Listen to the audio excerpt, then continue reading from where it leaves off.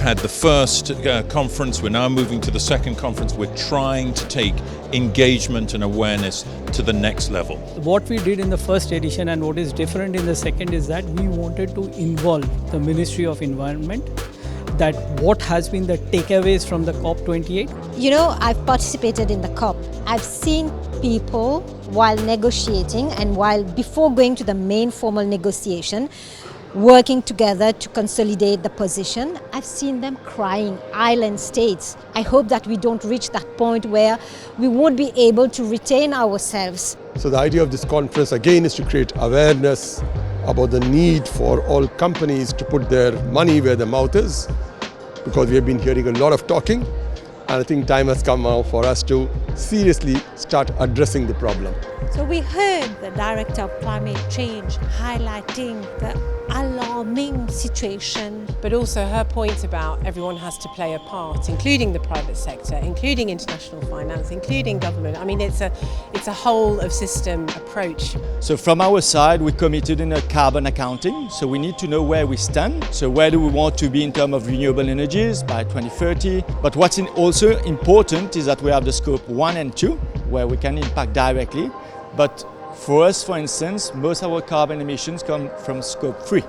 So where we now need to go up the value chains. And this is a key aspect that maybe sometimes we tend to overlook. What MIoD is advocating for is action. ESG is the reporting, right? I always say, if you do not do the actions, what is there to report about? But remember, governance is a critical part of every company's structure. And what governance ensures is that all concerns get addressed. The E and S part of it also get addressed along with the governance part. They have to be convinced. If they are convinced, they are going to monitor it themselves, and then we are going to work together. But we are making super progress.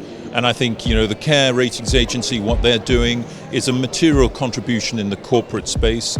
And I'm really pleased that government has really taken this issue to heart and is making, again, major structural steps. From our side, on the property side, we've taken the first sustainable linked finance, revolving financing. There's green bonds. We have also funding of our raw materials from a supply chain perspective, so sustainable trade finance. There's MSDG finance. So from a funding perspective, again, it's the result of a strategy. Now the real questions is that today we are applying for sustainable finance, but in 5 years' time, what will be the access to the finance? A blended finance is coming out as something or proposed solution which will work, where commercial banks like ourselves will bring the funding, and there'll be grants and guarantees which will improve bankability. We find that Africa actually emits only 5% of the whole GHG emissions. All those who emit going to finance, to subsidize those who are impacting. You know, Mauritius has defined its nationally determined contributions to the Paris Agreement. It's going to reduce the GHG submissions. It's going to wean itself off fossil fuels. The conversation has to be, how do small island developing states tap into the necessary resources that were promised under the Paris Agreement to be able to mitigate and adapt to what is happening to them at a very, very existential level. In terms of international financing, it's a really complex picture for countries like Mauritius to access it, government to government.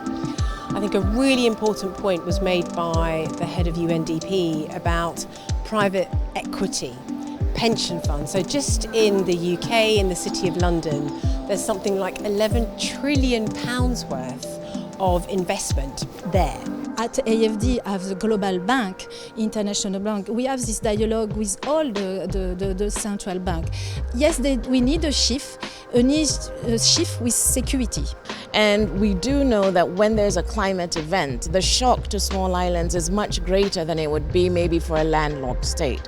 We work with you on climate change and energy efficiency for more than 14 years now, because you have this advantage of to be, as we said, small, and you have a strong capacity to debate, and that today debate and position yourself on the international market, that It's something very important. Don't underestimate who you are. Mauritius is first of all cognizant of the importance of the issue. Mauritius knows that you need to measure things. The challenge is putting in place in a timely fashion the things that need to be measured, getting compliance with reporting and accountability. When we are talking about the European funds through Mauritius getting channelized into Africa, obviously it becomes a very big context.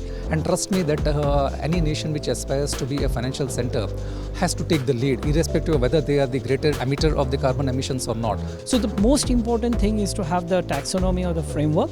Once it is implemented, we know the investors from Europe or investors outside Mauritius will know that yes, there is a framework, these are the guidelines a company has to follow.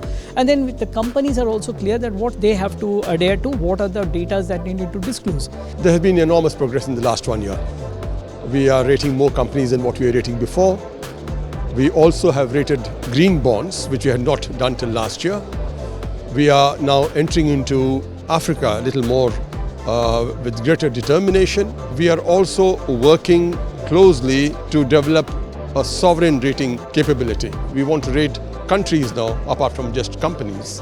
The idea being that the big three of rating agencies across the world have been rating sovereigns right across for a long, long time. There's a perception that perhaps everybody is not getting a fair deal, and where CareEdge will step in is to look at everything more dispassionately, work closely with the regulators in all these countries, and to come out with a rating process which we believe will be fairer, unbiased, transparent, and help all these countries to get finance at cheaper rates. So time has come to engage both public and private sector into that momentum to drive and make things happen. And MIoD, we believe in that imperative, and we will continue to have everyone on board from the business community to join forces and make things happen.